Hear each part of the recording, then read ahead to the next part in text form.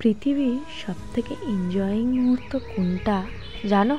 যখন তোমার সামনে বসে অনর্গল মিথ্যে কথা বলছে আর সত্যিটা আসলে কি সেটা তুমি আগের থেকেই জানো।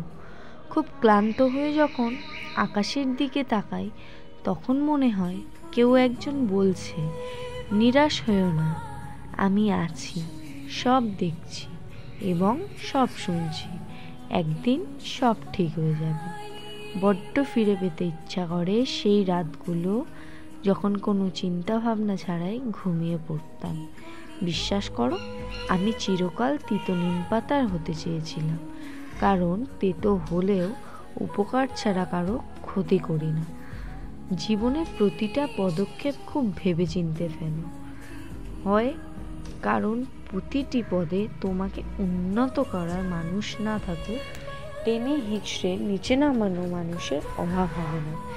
জীবনে প্রত্যেকটা দিন এমন করে বাঁচো যাতে কোনো আক্ষেপ না থাকে, কারণ হয়তো অনেক কিছু সময় গেলে তুমি ফিরে পাবে, কিন্তু যে সময়টা তুমি ফেলে আসছো সেই সময়টা আর ফিরে পাবে না।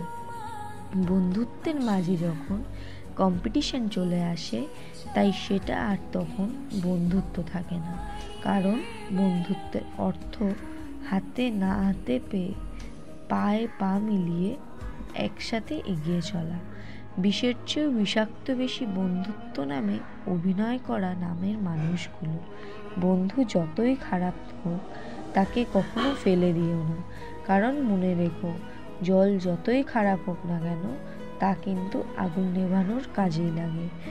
বন্ধু হোক অথবা ভালোবাসার কোনো সম্পর্ক, আমি কখনো বিচ্ছেদ চাইনি।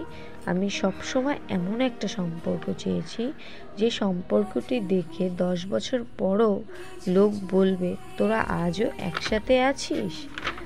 অনেক সময় আমরা ছেলেদের হেরে যাওয়াগুলোকে বদলে যাওয়া বলে ভুল করি।